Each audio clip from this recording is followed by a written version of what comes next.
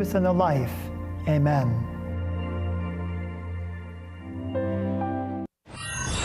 What's stopping you from becoming a Catholic? Why can't women become priests? Why do Catholics worship Mary? What's stopping you? Why do I need to confess my sins to a priest? Where is purgatory in the Bible? What's stopping you? I think the Pope has too much authority. What's stopping you? You are called to communion with Dr. David Anders on the EWTN Global Catholic Radio Network. Hey everybody, welcome again to Call to Communion here on EWTN. It is the program for our non-Catholic brothers and sisters. If you've got a question about the Catholic faith, we can get that question answered on today's program. Here's our phone number, 833-288-EWTN. That's 833-288-3986. Outside North America, please dial 1 and then 205-271-2985. You can also text the letters EWTN to 58177. Wait for our response, and then text us your first name and your brief question. Message and data rates may apply. Those of you watching on TV, you can participate as well. Here's our email address for you folks, ctc@ewtn.com, ctc@ewtn.com. Pedro Quiles is our producer. Vanessa Sanchez is handling phone screening. Rich Jesse on social media. If you'd like to ask a question via YouTube or Facebook, we're streaming on both those platforms right now. So just put your question in the comments box if you would. Rich will see that. He'll shoot it to us in Radio Studio 1 and we'll get your question answered. Again, the phone number 833-288-EWTN. I'm Tom Price along with Dr. David Anders. Tom, how are you today? Well, I thought I was doing well until the throat started acting up. Well, sorry, man. You know what we say in our family, right? I don't know. Our bodies keep us humble. They do that indeed. They do indeed. All right. We're going to lead off with an email from Shane now. I heard there is an old and a new theology on St. Paul. Can you comment on this? Yes, absolutely. I really appreciate the question. You've actually keyed in on something I have an interest in, right? Really? So the first, say, 300 years of interpretation of St. Paul in the early church looks very different from the way the interpretation of Paul looks after the 4th century. Okay. And to take one point of emphasis, when Paul wrote in Romans and Galatians about the law and Gentiles and faith and grace, the first several centuries of Christians assumed that he was talking about what he said he was talking about, namely the relationship of Jews and Gentiles and their respective relationships to the law of Moses. And so once you had a largely Gentile church, that aspect of Paul's writing seemed less relevant to the church fathers. And so they would emphasize, early church fathers emphasized other areas of Paul's thought, particularly his doctrine of union with Christ and having the mind of Christ and illumination by the Spirit and his ethical thinking. And these kinds of things predominated in Pauline interpretation. Then in the 4th century, particularly in the Latin West, especially in the works of St. Augustine, some of his predecessors like Cyprian, but especially in Augustine, the Pauline concept of justification and faith and grace and the law took on a different connotation. And in Augustine's commentary, those concepts become more expansive than just focused on the Jew-Gentile question and become a kind of frame of reference for interpreting all of Pauline's soteriology. Soteriology means the doctrine of salvation. Okay. And then in the Latin West, and developed through the scholastic tradition, that became sort of the dominant way of entry into St. Paul. Was Paul's writing on justification, faith, grace, and predestination became the sort of the lens for understanding his whole manner of thought, but abstracted a little bit from that early church context of Jew-Gentile relationships. In the Protestant Reformation, Martin Luther really zeroed in on the soteriological interpretation of Paul's letter to Romans and Galatians and almost completely divorced it from the early Jewish context. And in fact, so much so that he took Paul's writings about the law to refer not to the law of Moses as such, but to morality in general. And hence, you know Luther's concept of justification by faith alone, apart from works of the law, means in Luther, salvation apart from moral striving. So we've really come a very long way from the frame of reference that the early church had when they read Paul on these issues. The Council of Trent, of course, rejected Luther's doctrine of justification, But it did not reject the soteriological angle that Western Christianity had brought to bear on the interpretation of those letters. And so for the next, 500 years or so, debates in Pauline scholarship, still are framed within that paradigm, okay? Who's right? Is it the Council of Trent, or is it the Lutheran tradition that understands justification correctly?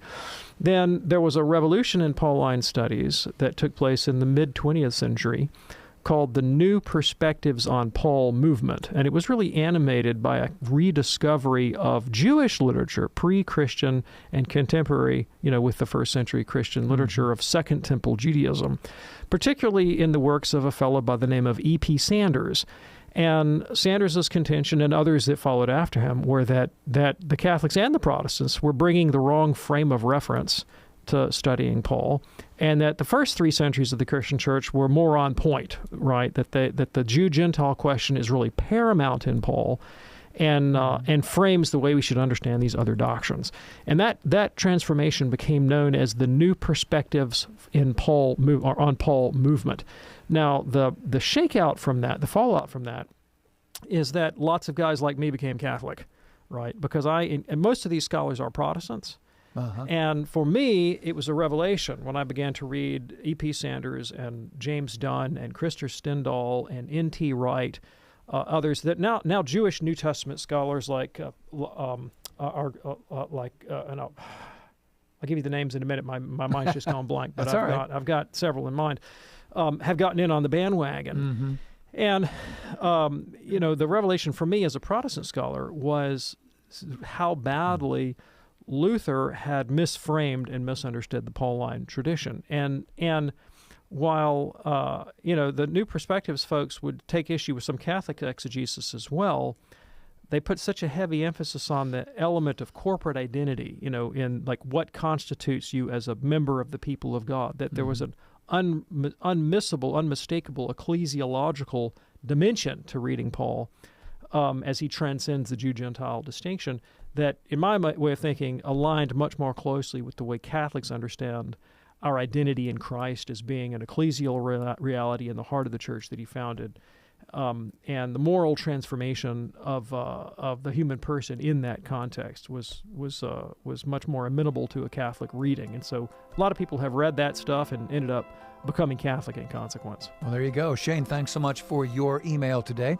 In a moment, we're going to talk with Mackenzie in Pasco, Washington. We have some lines open for you as well. 833-288-EWTN. That's 833-288-3986. It is Called to Communion with Dr. David Anders here on EWTN.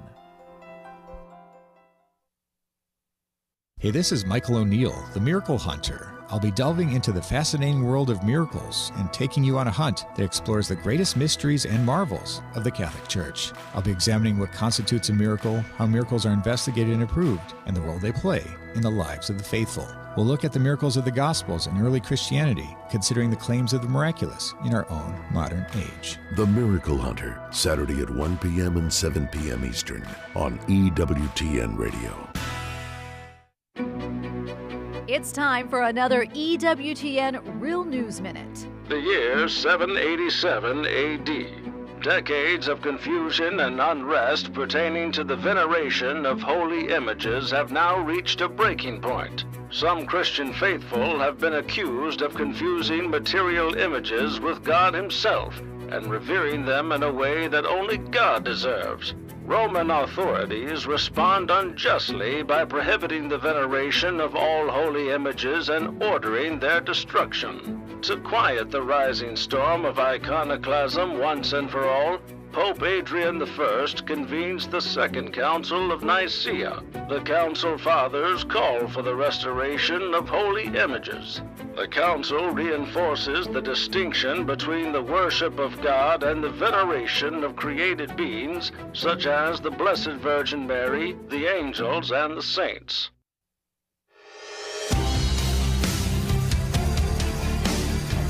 It's Called to Communion with Dr. David Anders here on EWTN. Our phone number, 833-288-EWTN. That's 833-288-3986. If you're watching us on TV today, you can shoot us an email, ctc@ewtn.com. at EWTN.com. We're going to get to Mackenzie on the phone in just a second here. Have you checked out Church Pop? It is wonderful. Church Pop takes a fresh and fun look at the news shaping our world, featuring engaging, inspiring, and informative Catholic social media content. You can find it on Snapchat, on Instagram, and on the web at churchpop.com. You can also get Church Pop content directly into your email inbox. Visit EWTN.com and click subscribe.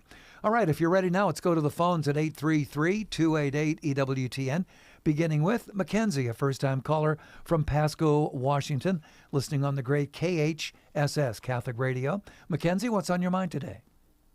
Hello, Tom. Hello, Dr. Anders. Howdy.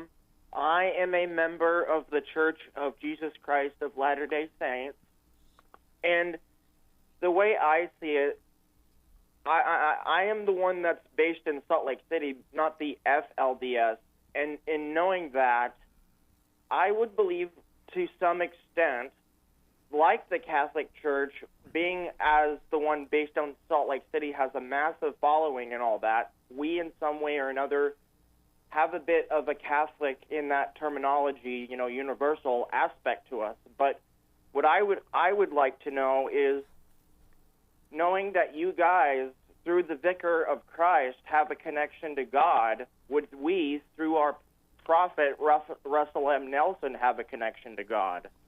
Yeah, thanks. I really appreciate the question. So if I might, I'd like to kind of back up and reframe the way Catholics understand themselves, because a Catholic would not come naturally to the mouth of a Catholic to say, I have a connection to God through the Pope. We wouldn't start there, right? Let me back up and explain how Catholics see reality. So we think that we're connected to God through the created order, because in him we live and move and have our being, as St. Paul says in Acts chapter 17. And we're made in his likeness and image. And so there's something of the divine that's sort of imprinted on our nature. Problem is that we don't access it very well. And in fact, we have these habits of sin that cling to us, pride and concupiscence and greed and lust and all these other kind of things. And so in order to really let the image of God within us shine, those things need to be reformed. They need to be polished up. And that takes place supernaturally through the gift of grace, which ultimately is what Christ came to bring. And the cleaner that picture becomes, the more we get that stuff sort of fixed up, the closer and closer our connection to God. And the whole process leads ultimately to a concept that is familiar to LDS, although we would mean something very different by it, and that's the process of theosis, or divinization. By that, we do not mean getting our own planet when we die, but rather coming to reflect God's nature more and more in our character, in our way of looking at reality, and ultimately in the love that is exhibited in our lives. And so it's a process over the course of time. Now, when we talk about how do we get that grace that transforms us more and more into the likeness and image of God, or I should say restores within us that likeness and image of God, well, God gave us means. He gave us instruments to help facilitate that process. They're not exclusively within the church, but privileged in the church. So, I mean, the created order itself bears witness to the divine majesty and glory, and to our need for redemption, and to the moral order. All those things can be accessible through reason. But the teaching and example of Christ is obviously a major advance. I mean, go to the book of Hebrews, it's sort of the definitive revelation of God. And so obeying the teaching of Christ, following his example, seeking to incorporate, to assimilate his divine personality, come to see the world through Christ's eyes. That's sort of the major engine of growth in the Christian life. And then those truths are imprinted on our personality in a non-verbal way through the sacraments of the church, baptism and the Eucharist and confirmation and confession, holy orders, ordination, divine unction. These kinds of things are these special tools that God has given us as Christians to rework the image of God within us. And we believe those are sort of supernaturally effective. In conveying this teaching to the people of God, we believe that Christ sent representatives, delegates that were commissioned by him with authority to teach with authority. And that would be not just the Pope, but it's the whole order of bishops. Right? Christ had 12 disciples, one wigged out, and we got a replacement. Got 2.0 in there. But those 12 apostles have successors that continue to exist down into the church today in the form of the Catholic bishops. And so, my connection to God it's not uniquely through my bishop or even the Pope. Those people have offices in a church that oversees a sacramental apparatus and teaching, the whole purpose of which is to unite me to God. And so, there are like lots of avenues of union with God that Catholics lay hold of, right? And we're not sort of uniquely constrained within the personality of the priest or the Pope or the bishop. Those people have a very important function in the church, but I wouldn't say that my relationship with God is sort of uniquely funneled through the person of the Pope, if you see what I'm saying. So I just want to, one could misconstrue that language, and I wanted to give you a real sense of the way Catholics see their connection to God and the role that the Pope has. And the Pope is a human being who sometimes is infallible, but oftentimes, he can just be a human being. And so he has an office and he has authority, but he's not. We don't see him in the same light that you would see the Mormon prophet, who, if I'm not mistaken, I think you can correct me about this, that the Mormon prophet can allege to give out a fundamentally new revelation and sort of change mid-course and make a 180 on something if he says that this is what God told him, and that's typically not the way the Pope behaves. Now, to the question, do I think that Mormons have a relationship to God or a connection to God, whether through their prophet or some other way?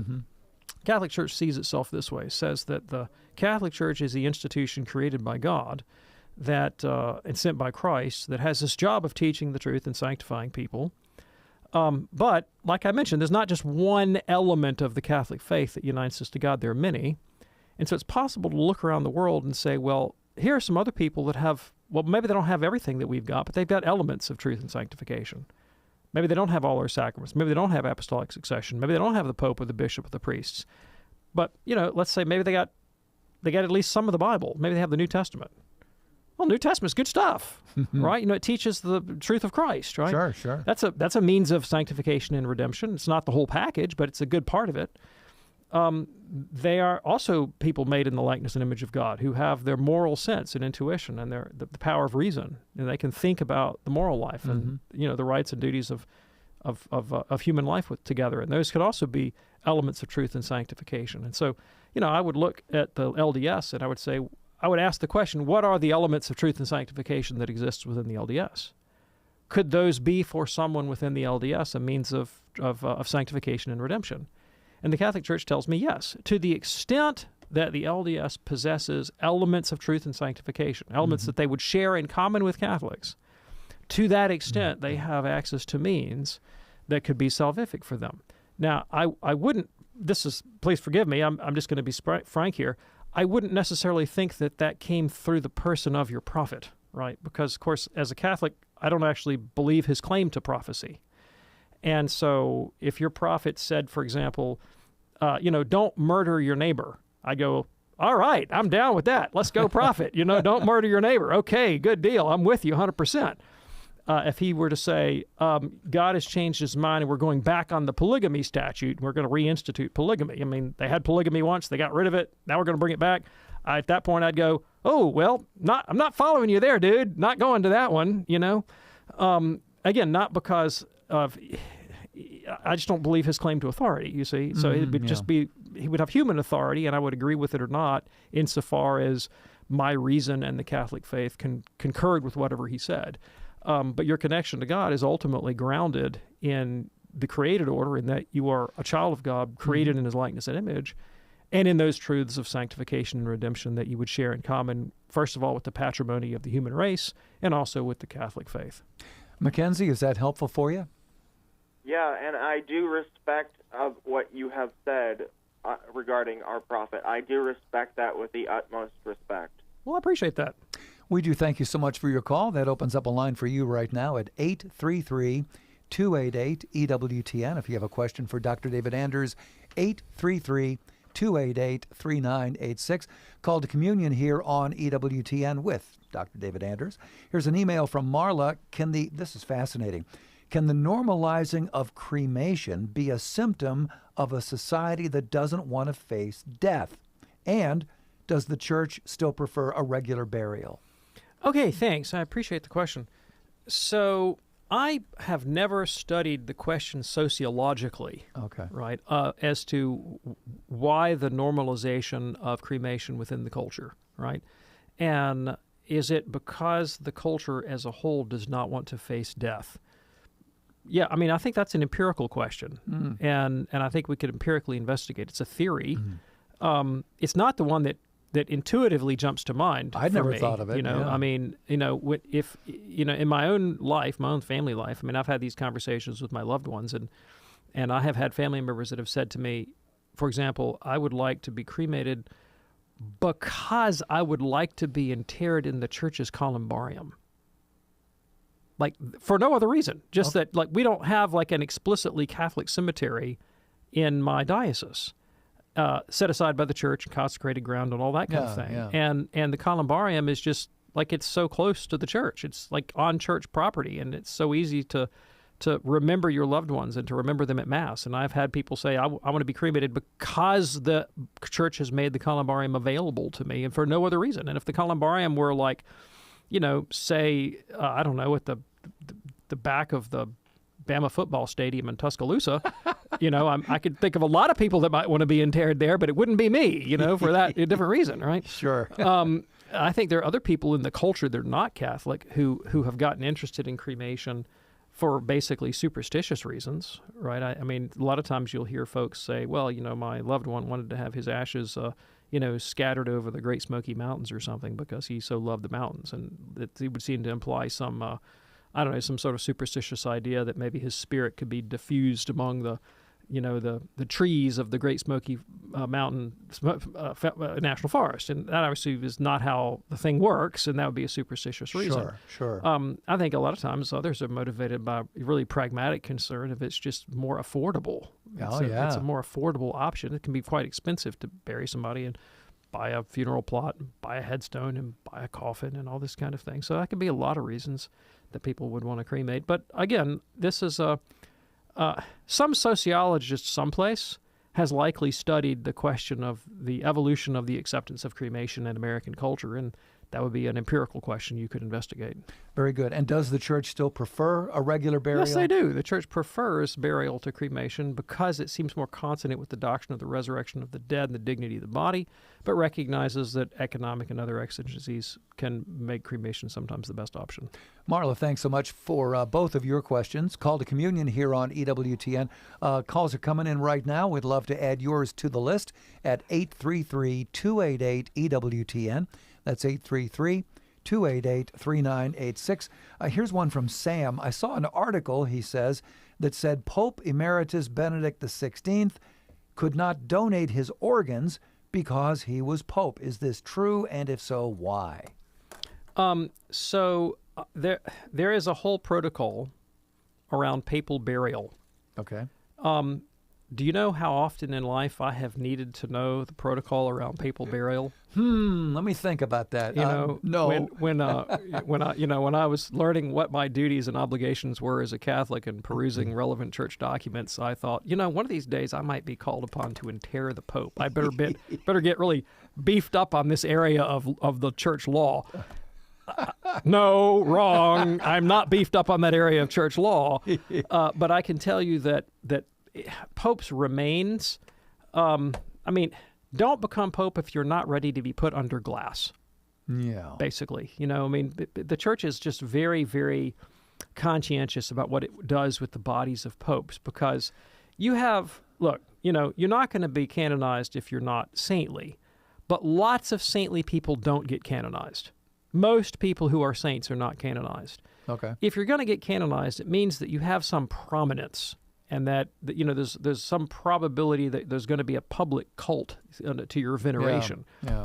Popes are pretty good candidates. If they attain sanctity, that canonization could very well be in the works for them. And, when it comes to canonized saints, Catholics are real possessive about the bodies of our canonized saints. We like to hang on to those suckers. And, you might end up with a piece of the liver of some pope one day down the line, in a tiny little reliquary. Sure. So in the Middle Ages, this is a true story, right? We're more civilized now, but, the late Middle Ages had a high respect for ascetics, for hermits, that live out in the edge of town and grow their hair long and, live on a diet of stale bread and wild rabbits or something. Oh, my. And and they'd, pray, and people would ask them to pray, and so forth. And when the hermit started looking a little bit green around the gills, maybe, pushing up there in years, and the villagers thought, he might kick off at any moment, they would mount guard around the hermit. This is true. This really happened. They would mount guard, right?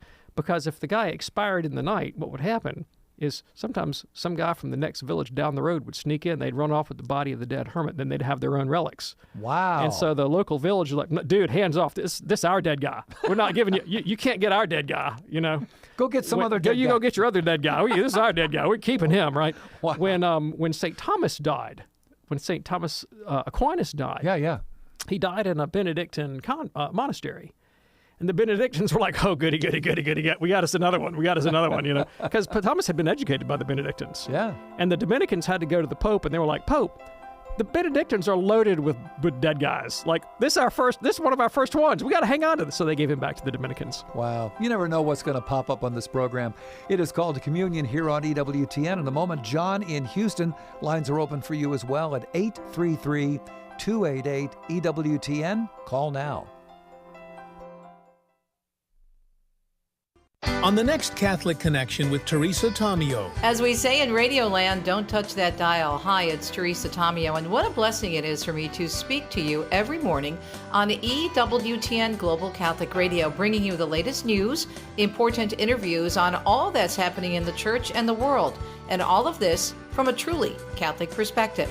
See you on Catholic Radio. Catholic Connection with Teresa Tomeo, weekday mornings 9 Eastern on EWTN Radio. EWTN podcasts are available on Audible. Weekday shows from the Sunrise Morning Show through Ave Maria in the afternoon are there, plus the latest weekend programming. You can find it all on the Audible app today.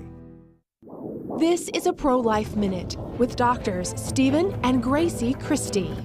Gracie, here's an argument we're hearing all the time since the Dobbs case, and it goes like this. If you oppose abortion, you're inevitably putting mothers at risk when they face life-threatening medical emergencies. How do we handle this?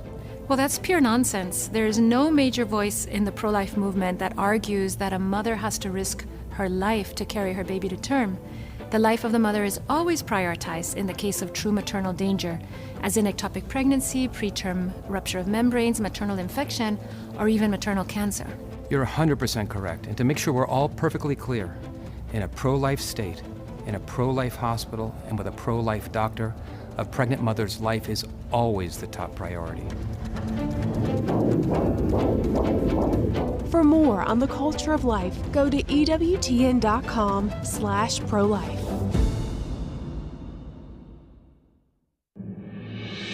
Matt Swaim here. Join Anna Mitchell and me on the Sunrise Morning Show as we give you the latest news, weather, sports, and everything you need to bring your Catholic faith into your everyday life.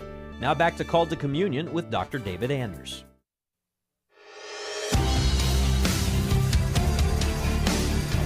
Glad you're with us for this edition of Call to Communion with Dr. David Anders here on EWTN. Our phone number 833-288-EWTN. That's 833-288-3986. You can also text the letters EWTN to 58177. Or if you're watching on TV, shoot us an email, ctc@ewtn.com, ctc@ewtn.com. Hey, congratulations going out to another great EWTN radio partner celebrating an incredible 22 years with us. Wow. Catholic Radio of South Carolina. They now have 10 stations serving many cities across the state. I believe they're covering just about all of South Carolina. Congratulations to Michael Brennan and Gary Towry and their great team there in South Carolina from your friends here at EWTN. All right, let's go now to John, a first-time caller in Houston, listening on the great Guadalupe Radio Network, AM 1430. Hey, John, what's on your mind today, sir? Well, I had two questions. The first one is, why are Catholic Bibles bigger? And the second question is a little different. Is it okay to decide to date only Catholic women and to go out with several women and then down the road try to become exclusively dating one person before looking to get married? That's the two questions I have. Thank you. Yeah, okay. Thanks so much. I really appreciate the question. So Catholic Bibles are larger than Protestant Bibles because they contain more books. The Catholic Bible has 7 books that the Protestant Bible does not contain. There are a lot of reasons for that, but basically in the ancient world, there were multiple versions of the Old Testament floating around. There was a Hebrew version that lacked some books that were added in a Greek version. There was a Greek version of the Old Testament produced by diaspora Jews, that is to say, Jews that lived outside of Judea and the Holy Land, and Egypt in particular. And it was the latter. It was the Greek version of the Old Testament that was the Bible of the early Christians.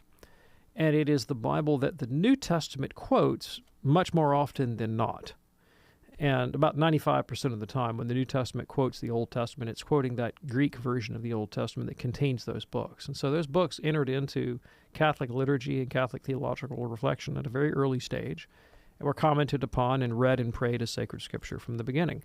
There were books in the Old and New Testament that were controversial, some in the New Testament too, that eventually made it into the canon. So the fact that some of these books may at one time have been controversial doesn't count against their canonicity, but the fact of the matter is they were maintained by ecclesiastical use down through the centuries.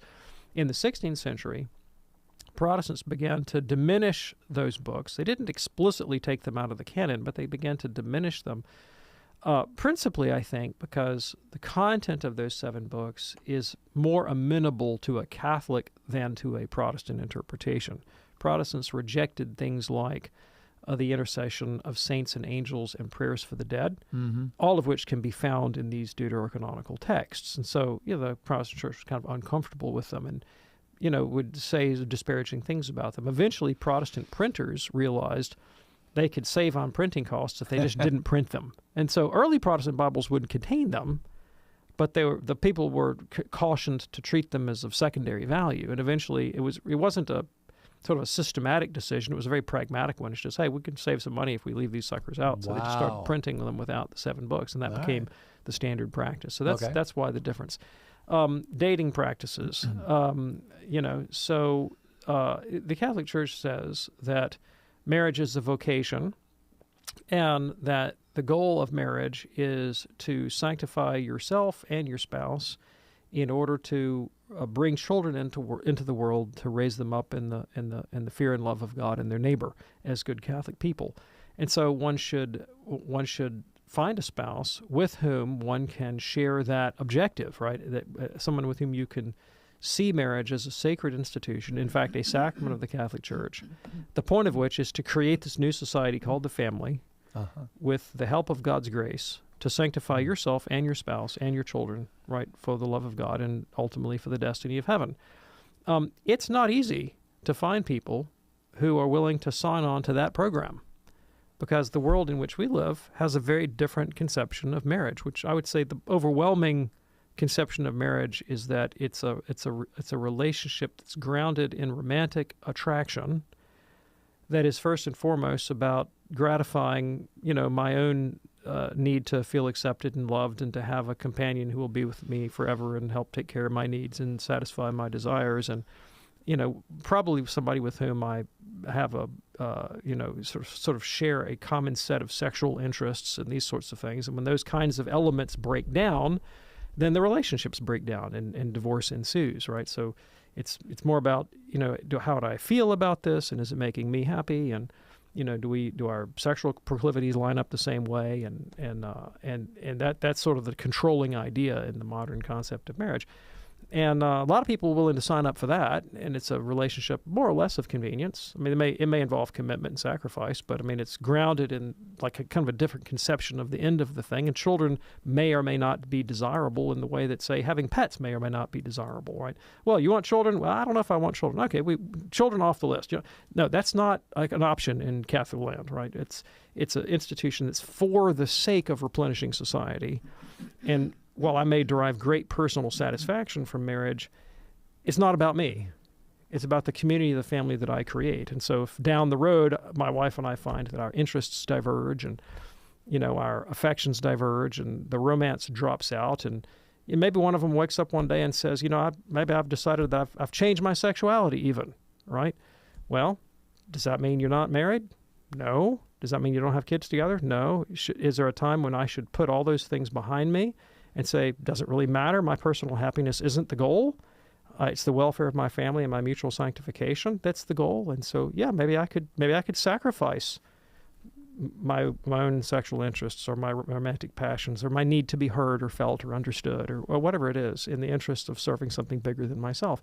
They're very different conceptions of the nature of the institution. Yes. And so it's very important to find somebody who can sign on to that and somebody with whom you're psychologically compatible. You're not going to get there by throwing darts. And I suppose there's a lot of different selection methodology you could have in some cultures in the world today that are Catholic. People rely heavily on the guidance of their parents or their families or their connections, right, for those kinds of relationships. In the West, we don't really do that. It's kind of hard. I have a hard time imagining most Catholic guys saying, "Mom, would you pick out a wife for me? Go. Let's get into negotiations with the neighbor down the street." That's not how we do it here. No. And so I think you kind of have to be open to getting to know a lot of people and ask a lot of questions and see if you can build that kind of life together. And then eventually, of course, you're going to have to reach a stage of exclusivity that's ordered toward marriage. Like, okay, we're really committed to the idea that maybe this is it. Maybe we're the couple that's for each other. Let's discern this. Let's get some formation. Let me go talk to the priest, get some marriage instruction. And we're not committed yet, but we're aiming that way. At that point of the game, you're not going out with Mary on Friday and asking Susie to the dance on Tuesday. Right. You're not at that. So yeah, I think that sort of the idea of like a conical shape of narrowing focus down towards one person is the right way to think about it. John, thanks so much for your call today from Houston. Call to communion here on EWTN. Still have a couple lines open at 833-288-EWTN. That's 833-288-3986. A few moments ago, we were talking about the great Catholic radio in South Carolina and representing that wonderful state, Alan in Charleston. And Alan, what's on your mind today, sir? Yes. Hi, Dr. David Andrews. Alan. Along with the same question about the body burial and the cremation and the church's view on that, my conflict is that, and I'm in agreement that I'd prefer to be buried with my body, but cremation may become an issue or a choice, whether it's those are done by, when people get burned up in a fire or their body parts are all over the place and they just can't really figure it all out. But the church, what the conflict, the hypocritical part that bothers me is yet we take the saints' body parts, first relics, and we distribute them all over the place, all over the world. And we are, as Catholics, all supposed to strive to be saints, whether we're a big saint or a small saint, however you want to say it. So that's a conflict. No, I don't think it's a conflict at all, but I do appreciate the question, and I think I understand what you're saying, but I don't think there's any conflict at all, because what does the disposition of saints' bodies and burial, what do they have in common? And they have something profoundly in common, and that is the idea of respect for the body. Now, the forms of respect differ, because in the case of the bodies of saints, the kind of respect that we are paying is the respect of veneration. We are venerating the bodies of the saints. St. Gregory of Nyssa said that we venerate Christ in his members. When it comes to the burial of those who are not canonized saints, we are respecting them by placing them in an honored place of rest and praying for the repose of their souls. So veneration is not appropriate because they're not canonized saints. But repose and intercession is appropriate. So different forms of respect depending on the respective status of the person who died, right? Those are very different from, say,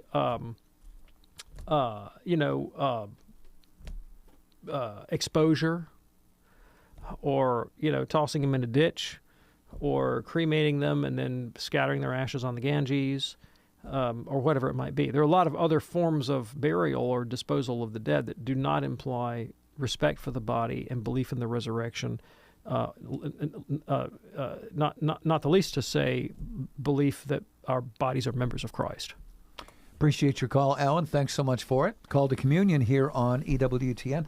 Glad that you're with us, and we'd like to remind you about a wonderful podcast now available at EWTN's Podcast Central, and I can really relate to the title of it. It's called Just a Guy in the Pew.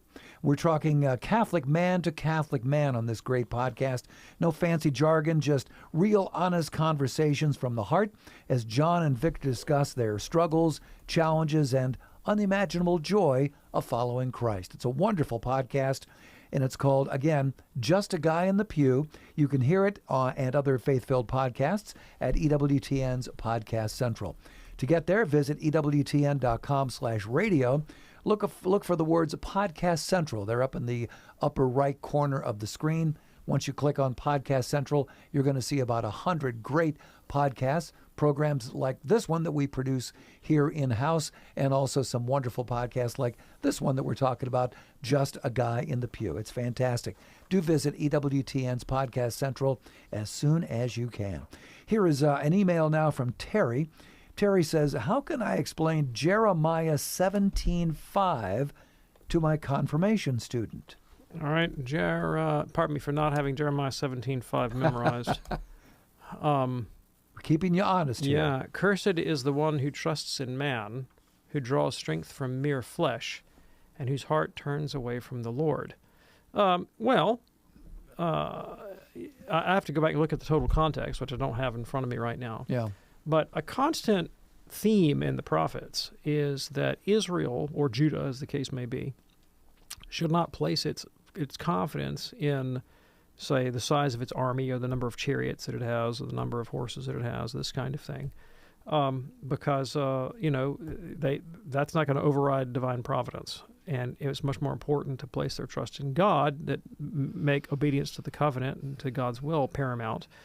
And then ultimately God will prevail. Now, the challenge that Israel had is that many of them thought they were doing that, and yet here comes Babylon. Yeah. Right? And they still suffer terribly. And so the later parts of the Old Testament confront this challenge of, wait, we thought we were doing that covenant thing, and here we got the stuffing kicked out of us first by the Assyrians and now by the Babylonians. What does this all mean, right? And so you have a lot of Psalms, you have whole books of the Bible that confront this problem. Job, the person of Job, seems to be like a singular literary character that encapsulates what Israel collectively had suffered. Like, we thought we were doing okay, and now we are suffering, and we have no explanation for it, right? Yeah. What is the meaning of this? And the second half of Isaiah introduces a concept in a literary figure called the suffering servant, which the prophet tells us explicitly is Israel. He says, Israel, my servant. And there's a whole bunch of psalms about how the servant suffers at the hands of unjust men. But even though he suffers to the point of death, God will prolong his days and raise him back up again. And within the context, it seems to mean that it introduced this idea of redemptive suffering, that yes, Babylon came, devastated Judea, took people into exile, but God will bring something out of the ashes of that, from that crucible of suffering that'll be even better, and Israel will be the bearer of that destiny, of that identity. Now, what happens in the New Testament is the New Testament writers say, yeah, what you wrote corporately about Israel in the person of a literary figure, what if that literary figure actually took on flesh and became a singular person? And Israel was long familiar with the idea that a single individual could stand in for the entire nation. You remember David standing up against Goliath on behalf of all of Israel, right? Yeah. Or more negatively, when the northern kingdom rejects the Davidic monarch Rehoboam, they don't say, we're getting rid of Rehoboam. They say, what part have we in David?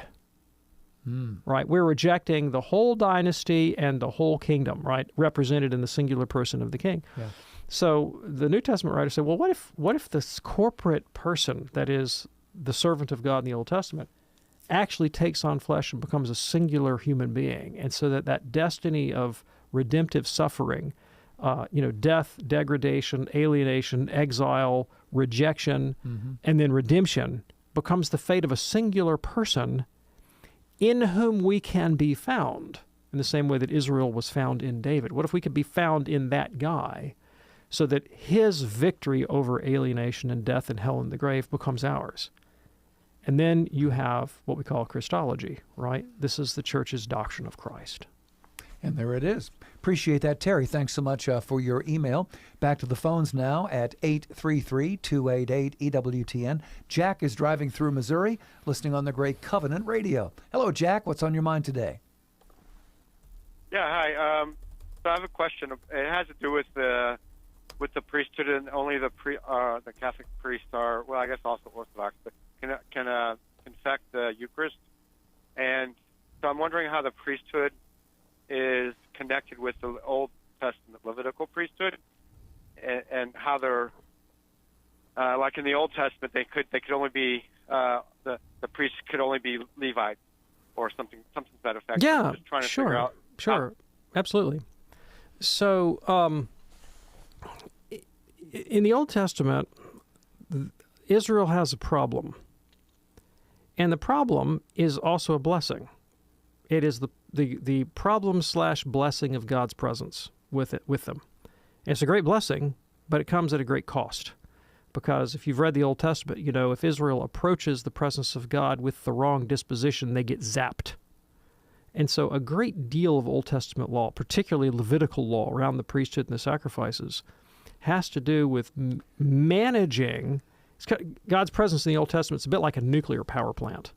Like, it's powerful. I mean, it's really there to help you. But if you don't take care of those fusion rods, man, they're going to burn you up, right? And so the whole sacrificial ritual and the sort of the regime of the holy, the clean, and the unclean, right? Managing that is a major preoccupation, because you get that wrong, and man, you're gonna have a nuclear meltdown on your hands, right? And the two things that never come into contact. You don't ever bring the unclean together with the holy. You do that, you know, it's lights out, okay? And the priesthood mediates that. In the New Testament, something fascinating happens. St. Paul, in particular, borrows that whole architecture, but he abstracts it from the temple in Jerusalem. And he places it instead in the heart of the Christian community, which becomes the new temple, right? Not built out of stones. St. Peter talks about this too, right? You're a living, temple not made with stones from human hands, but made out of human lives. And the priesthood is something that's, first of all, belongs to the entire community by way of baptism, that every Christian becomes a priest in virtue of their baptism. And the whole holiness, cleanliness, uncleanliness thing gets translated from a cultic temple context into the context of the ethical life and the interior life. Thus, St. Paul will say, purify yourselves of everything that contaminates flesh or spirit out of reverence for God. Be transformed by the renewing of your minds, these kinds of things. And the sacrificial aspect of that cult is the offering of ourselves along with the ritual offering of Christ's body and blood given to us in the Holy Eucharist. And this is the subject matter of 1 Corinthians 10 and 11. Okay. And Paul makes it very clear that, as Israel could approach Old Testament sacrifices in a state of ritual impurity, Christians can approach it in a state of ritual impurity as well, but of moral impurity if they are not, for example, loving their neighbors. And so Paul admonishes the Corinthians, you guys are not actually offering the proper sacrifice to God here because you're in enmity with one another, and that's not the right disposition.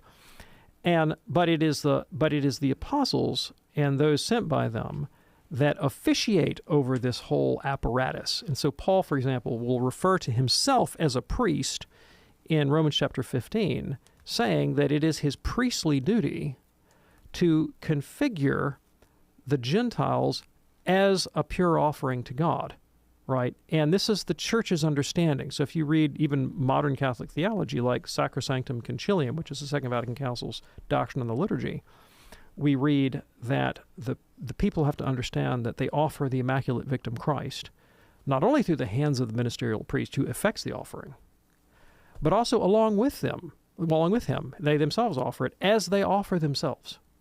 St. Paul says, offer your bodies as living sacrifices. This is your spiritual act of worship. St. Pius XII, Pope Pius XII, writes an encyclical on the liturgy called Mediator Dei, where he says the church has these two offerings. We have the ritual offering of the Eucharist, and we have the interior offering of the self. And of the two, the most important is actually the interior offering of the self, because if you have the ritual offering of the Eucharist, but you don't bring your penitence, your contrition, your love, your piety to that offering, then you come, as St. Paul says, with the wrong disposition, and you're just eating and drinking your own condemnation. Yeah. Right? But it's the ministerial priesthood that officiates the whole process, although the entire church participates in the priestly dignity of offering themselves along with the body and blood of Christ. Jack, great question. Thanks so much for checking in from Missouri. Call to Communion here on EWTN. In our 10 years on the air, David, I have never heard these two questions, and this is in an email from Ronnie. What shoe size do you wear? Well, there's that. Okay. Okay, here we go. Can I eat blessed salt? And is blessed salt used in witchcraft? Yeah. Can you eat blessed salt? Yes.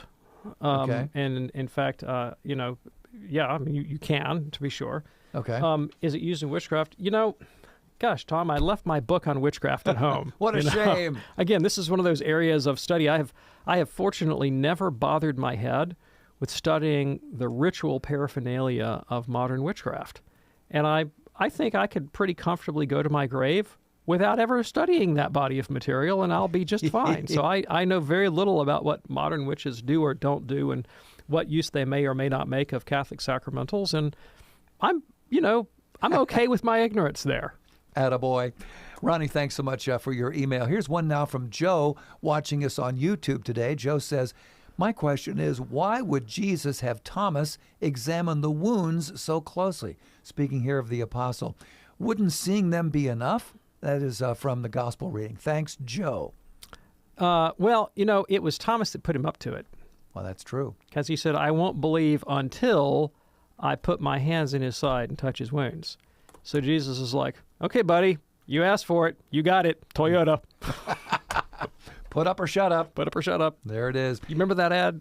You asked for it. You got it, Toyota. Sure. Yeah. Joe, thanks so much for watching us on YouTube today. A quick question here from Rachel. Are pontifical commissions infallible and dogmatic?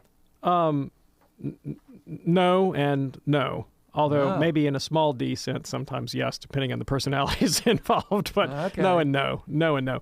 So a commission is just what it sounds like. It's a body of people that may be appointed to study a particular issue. Okay. And, popes have consultative bodies that they can make use of. And just like any consultative body, they can make use of them or not. I mean, the consultative body may go out and do a bunch of research and come back and go, this is what we found. The Pope can say, well, I don't like that very much, so we're going to do something else. All right.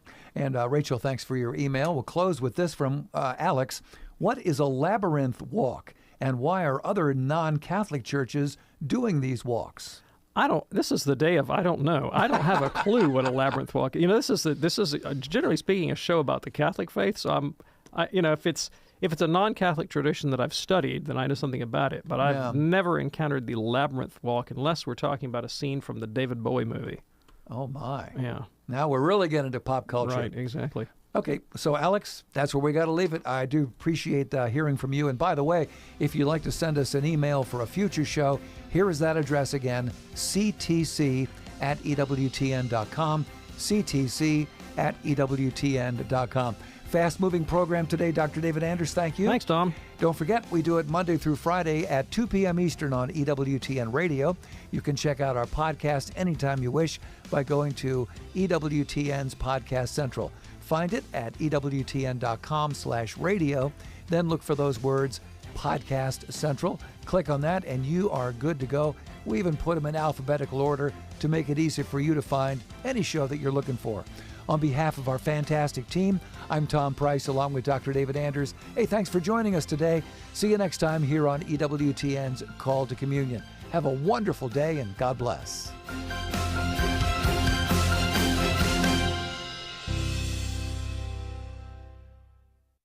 Hi, this is Father Mike Schmitz. I invite you to listen to Bible in a Year and Catechism in a Year and Catechism in a Year with Father Mike Schmitz, tonight at 10 p.m. Eastern, 7 p.m. Pacific on EWTN Radio. The Global Catholic Network. This is EWTN Radio.